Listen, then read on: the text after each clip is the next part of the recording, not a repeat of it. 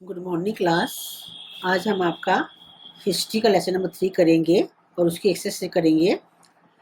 Rural life and society नाम है इसका लेसन का, और इसके सबसे पहले हम शॉर्ट क्वेश्चन आंसर करेंगे। First question is, what was the result of British economic policy on Indian economy. Indian economy के ऊपर, भारतीय अर्थव्यवस्था के ऊपर जो है ब्रिटिश ने जो इकोनॉमिक पॉलिसी की उसका क्या रिजल्ट निकला। Answer, British economic policy completely shattered and distressed the Indian economy. The impact of British rule on Indian economy was highly devastating. British की जो इकोनॉमिक पॉलिसी थी उसने भारत की अर्थव्यवस्था को जो है बिल्कुल शैटर कर दिया था, ख़त्म कर दिया था, और उनकी इकोनॉमी ने जो इंडियन इकोनॉमी के ऊपर जो है उनकी पॉलिसी का बहुत गलत प्रभाव पड़ा था। Next question, who introduce the permanent settlement and what was it.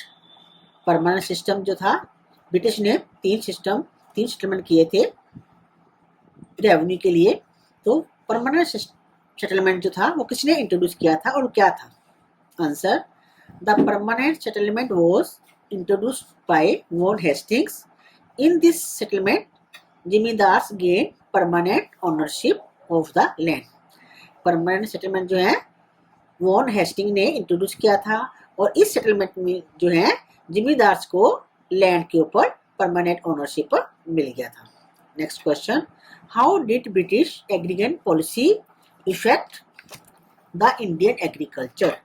British ने एग्रीगेट पॉलिसी बनाई तो उसका जो है इंडियन की एग्रीकल्चर के ऊपर क्या इफेक्ट पड़ा। Answer, under British aggregate policies agriculture began to influence by commercial consideration. Farmers had to grow certain specialized crops. British ने जो पॉलिसी बनाई उससे जो है एग्रीकल्चर जो है उसका कमर्शलाइजेशन हो गया, और फार्मर्स को जो है वो कुछ खास जो है स्पेशल क्रॉप जो है वो ग्रो करने के लिए बोला गया। अपनी मर्जी से वो कुछ ग्रो नहीं कर सकते थे। Next question, Who developed the means of transport and why? Means of transport जो है किन्होंने डेवलप किए और क्यों। The British developed the means of transport to maintain imperial control over the country. It is through economic exploitation which led Britain to construct roads, railways, post and telegraph lines. British ने जो है वो means of transport शुरू किए थे। क्यों? क्योंकि वो जो है पूरे देश के ऊपर जो है अपना इंपीरियल कंट्रोल करना चाहते थे, और वो अपनी इकोनॉमिक स्थिति को सुधारना चाहते थे, अपने पैसे के लिए कमाना चाहते थे। तो उसके लिए उन्होंने क्या किया, रोड्स बनाए, रेलवे शुरू की, पोस्टल सिस्टम शुरू किया, टेलीग्राफ सिस्टम शुरू किया, और रेलवे लाइन्स भी जो है उन्होंने शुरू किया। लॉन्ग क्वेश्चन है। First question, what were the different methods of revenue collection introduced by the British company in different parts of country. British ने अलग अलग हिस्सों में, देश के, इंडिया के अलग अलग हिस्सों में कौन कौन सी रेवेन्यू कलेक्शन की पॉलिसीज इंट्रोड्यूस की। The different methods of revenue collection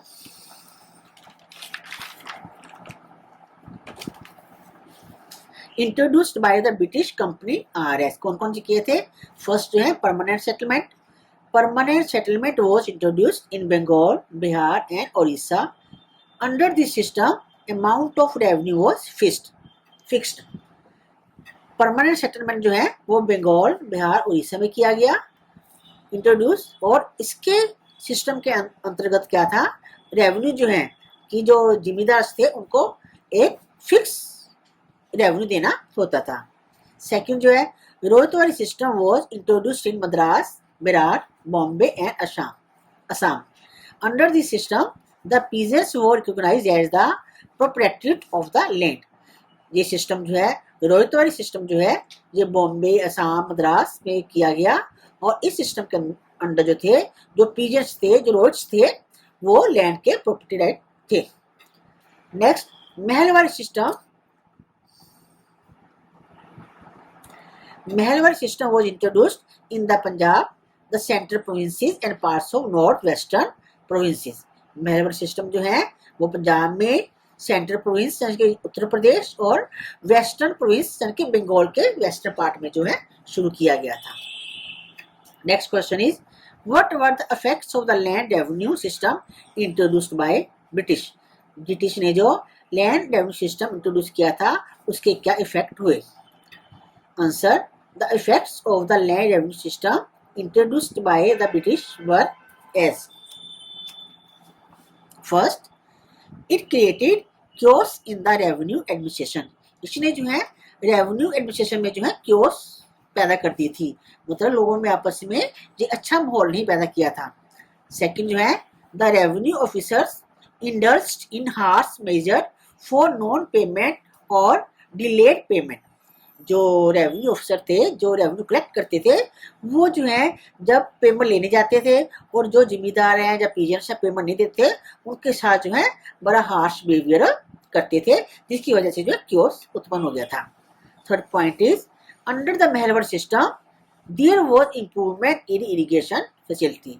खाली जो थर्ड मेथड जो था उन्होंने महलवर सिस्टम शुरू किया था उसके अंतर्गत जो है इरिगेशन जो है उसमें इंप्रूवमेंट आई थी।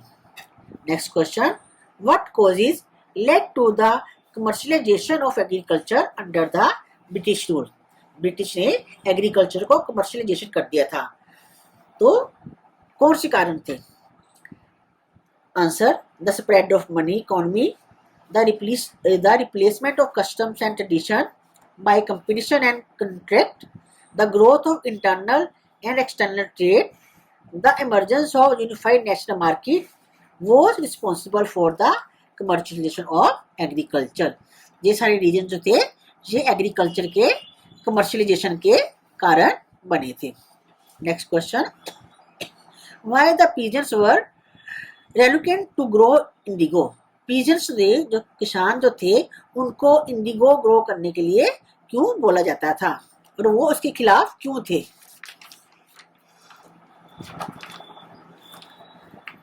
Answer the peasants were reluctant to grow indigo due to the following reason।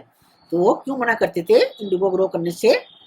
First point है they were forced to cultivate indigo and sell it cheaper rates to the British। उनको कहा जाता था कि अपनी जमीन के ऊपर जो है इंडिगो को ग्रो करो और फिर ब्रिटिश को उसको सस्ते दामों पर सेल कर दो। सेकंड पॉइंट है cultivation of Indigo would make their land infertile and barren forever। और इसके बाद क्या होता था क्योंकि इंडिगो जो है एक ऐसा प्लांट है, एक ऐसी फसल है जिसको उगाने के बाद जो है वो उनकी जमीन जो है इनफर्टाइल हो जाती है और उसके ऊपर जो है काफी समय तक जो है किसान और कोई भी फसल नहीं उगा पाते हैं, इसलिए जो है वो इंडिगो ग्रो करने से मना करते थे। Next question write about two important peasants revolt. दो पीजेंट रिवोल्ट थी, कौन कौन सी थी। Two important peasant revolt were as first है सन्यासी रिबेलियन एंड सेकंड है peasant revolt against indigo cultivation. अब सन्यासी रिवोल्ट क्या थी। In Sanyasi rebellion hungry peasants of Bengal and Bihar victims of a terrible famine 1770 rose in revolt against the East India Company. 1770 में जो अकाल पड़ा था तो किसानों की जो फसल खराब हो गई थी, फसल नहीं हुई थी, तो उसमें जो है बंगाल और बिहार के जो किसान थे क्योंकि उनका फसल नहीं हुई तो वो खाना कैसे खाते, वो भूखे किसान जो थे उन्होंने जो है ईस्ट इंडिया कंपनी के खिलाफ जो है रिवोल्ट खड़ी कर दी। सेकेंड जो रिवोल्ट थी peasant revolt. Peasant revolt was the conflict in Indigo cultivations। Peasants were compelled to cultivate indigo. They revolted and refused from cultivating indigo। Second revolt जो थी वो इंडिगो के लिए थी क्योंकि वो इंडिगो को ग्रो नहीं करना चाहते थे, तो उनको कंपेल किया जाता था कि वे इंडिगो ग्रो करे और उन्होंने ऐसा करने से मना कर दिया और फिर उन्होंने रिवोल्ट कर दी। ये क्वेश्चन आंसर आपके हो गए 8th क्लास। अब हम इसके exercise fill in the blanks true false करेंगे।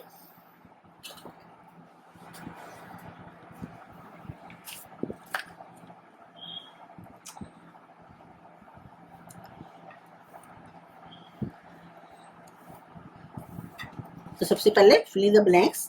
First filling the blank is permanent settlement was introduced in dash Bihar and Orissa. ये हमने अभी करा कि परमानेंट सेटलमेंट जो है वो वॉन हेस्टिंग ने किया था, कहाँ पे? बंगाल, बिहार और उड़ीसा में। ब्लैंक में क्या आएगा? बंगाल। लेकिन आपने तीनों याद रखनी है, कहाँ कहाँ किया था? बंगाल में, बिहार में और उड़ीसा में। नेक्स्ट जो है Indian agriculture received major dash under the East India Company. East India Company के अंतर्गत जो है वो एग्रीकल्चर को मेन अटेंशन दी गई थी। ब्लैंक में क्या आएगा? Attention. Next the zamindars dash at the cost of the welfare of the tenants. जो जिमीदार थे वो जो जमीन जिनको जो देते थे, जमीन पे जो खेती बाड़ी जो करते थे टेनेंट्स, उनकी कॉस्ट के ऊपर वो प्रेस होते गए, यानी कि वो जो पैसा जो है उनको ज़्यादा मिलता रहा, वो टैक्स जो है ज़्यादा मिलता रहा, तो जिससे जो है वो ज़्यादा पैसे वाले बनते चले गए। Next is the entire land of the village was dash at the time of fixing a revenue. जब रेवेन्यू को फिक्स करना होता था उस समय में जो है जो विलेज की लैंड जो थी उसको मेजर किया जाता था, उसको नापा जाता था। Next is agriculture began to dash by the commercial consideration. Agriculture जो है कमर्शियल कंसिडरेशन के अंदर जो है एग्रीकल्चर जो है वो इन्फ्लुएंस होनी शुरू हो गई। नेक्स्ट जो है true false. First true false है as a result of British policies Indian peasants flourished. British ने जो एग्रीकल्चर पॉलिसी शुरू की थी उसमें जो है भारतीय किसान जो हैं वो प्रोस्पेरस हुए थे, किसान नहीं हुए थे। कौन हुए थे? जिमीदार। तो ये जो है ये फॉल्स सेंटेंस है। नेक्स्ट है Britain use the most complicated method of exploit Indian reserves. British ने जो है वो इंडियन रिजर्व्स जो थे, इंडियन की जो अच्छी चीजें थी, उनकी का जो अच्छे जो चीजें वहां पे होती हैं, उन चीजों को बड़े जो है एक्सप्लॉइटेशन तरीके से जो है उनको यूज करना शुरू किया। तो ये ट्रू है। नेक्स्ट जो है in the Ryotwari system zamindar became the proprietor of land. Ryotwari system में जिमीदार जो है वो लैंड के मालिक बन गए थे। रोहितवाड़ी सिस्टम में जिमीदार नहीं थे, उसमें जिमीदार थे ही नहीं, उसमें खाली पीजेंट्स थे। तो जिमीदार की जगह पे पीजेंट्स है, तो ये फॉल्स सेंटेंस है। Next Ryotwari system prove to be a boon of the zamindar. Ryotwari system जो है वो जिमीदार के लिए एक बून बना था। रोहितवाड़ी सिस्टम नहीं बना था, कौन सा सिस्टम बना था? परमानेंट सिस्टम जो है। नेक्स्ट तो ये भी फॉल्स है। Next Mahalwari system was introduced in Bengal in which the basic unit of revenue settlement was the village. Mahalwari system जो है पंजाब, बंगाल और वेस्टर्न प्रोविंसेस, बंगाल जो है उसको वेस्टर्न प्रोविंसेस कहते थे, वहां पे इंट्रोड्यूस किया गया था। और उसकी बेसिक यूनिट कौन सी थी? विलेज थी, क्योंकि विलेज को ही महल बोलते थे। तो ये जो है ट्रू है। Next under the process of commercialisation the farmers sold their harvest at very low price. जब कमर्शियलाइजेशन होगी एग्रीकल्चर की, तो जो किसान थे उनको अपनी फसल जो है लो प्राइसेस पे बेचनी पड़ती थी। It is a true sentence.